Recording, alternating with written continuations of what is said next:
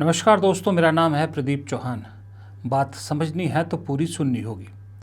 दोस्तों, एक कांग्रेस में नई कहानी शुरू हुई है और उस कहानी की शुरुआत बहुत अच्छी है। और ये कहानी शुरू हुई थी बुधवार को, इनफैक्ट बृहस्पतिवार को, जब ये तस्वीर सामने आई।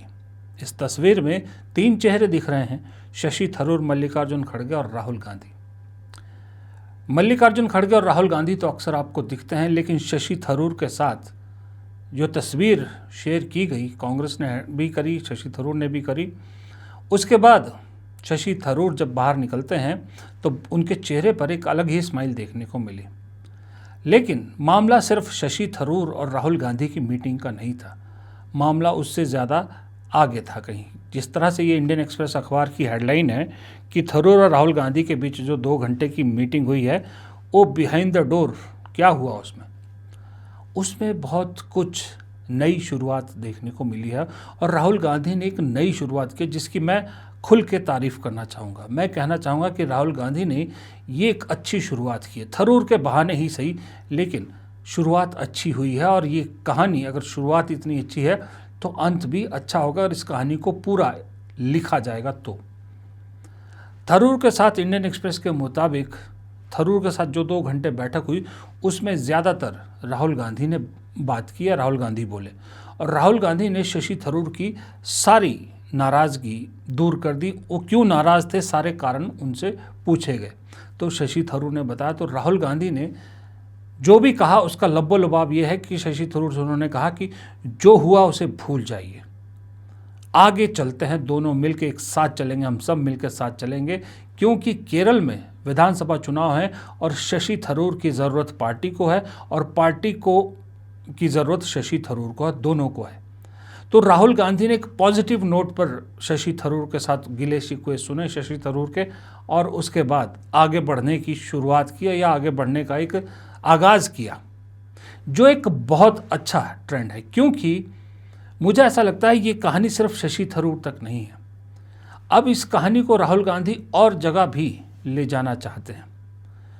पार्टी में अब प्रदेश स्तर पर, मुझे लगता है अलग अलग स्तर पर, राहुल गांधी हर उन नेताओं से मिलना चाहेंगे या मिलेंगे, और मिलना भी चाहिए, तीनों ही चीज़ें मैं कह रहा हूँ, जिनके मन में या कहीं ना कहीं अंदर कोई नाराज़गी छुपी बैठी है।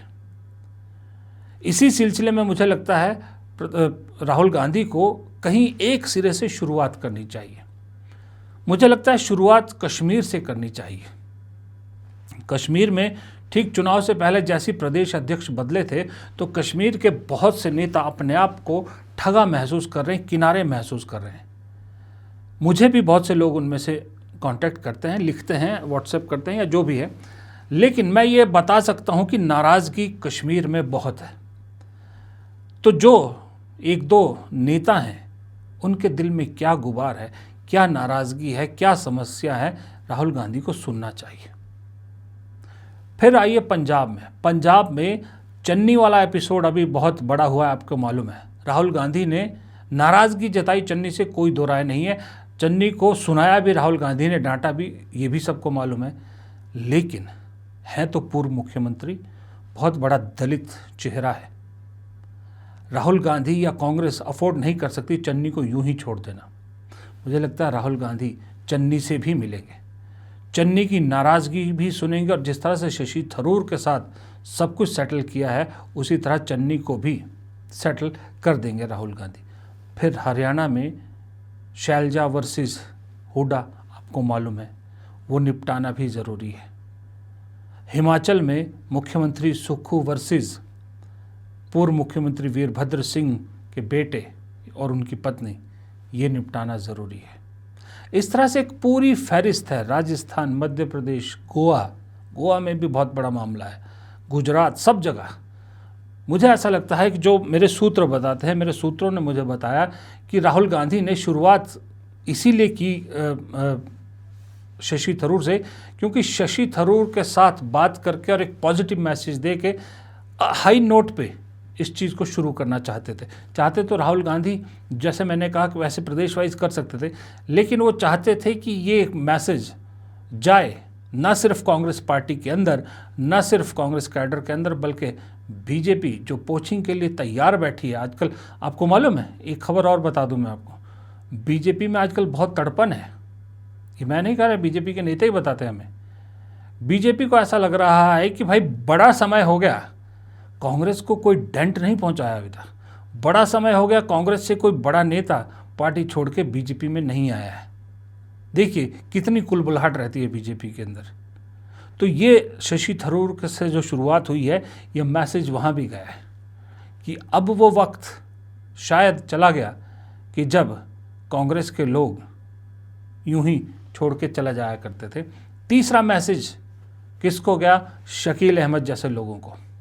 जो शकील अहमद जैसे लोग जो बाहर गए हैं और बाहर जाकर अब जहर उगल रहे हैं, उनके लिए शशि थरूर के साथ तस्वीर राहुल गांधी और मल्लिकार्जुन खड़गे की सीधा मैसेज ये है कि जो शकील अहमद आरोप लगा रहे हैं, उस आरोप में कोई सच्चाई नहीं है, और अगर सच्चाई है भी तो अब उसको रेक्टिफाई कर दिया गया है। और वो आरोप क्या था कि राहुल गांधी से मिलना बड़ा मुश्किल है। खड़गे के साथ बैठ के शशि थरूर की शिकायतें सुनना, उसका निवारण करना, सीधा मैसेज है कि राहुल गांधी का दरबार अब खुला है। राहुल गांधी के दरवाजे खुले हैं। कोई भी, अब हर कोई तो नहीं मिल सकता, जाहिर सी बात है, कोई छुटभैया नेता उठ के पहुंच जाए तो तब तो नहीं राहुल गांधी मिलेंगे, लेकिन जो ज़मीनी नेता है जिसमें सच में कुछ दम है और उसकी कोई शिकायत है, राहुल गांधी मिलेंगे।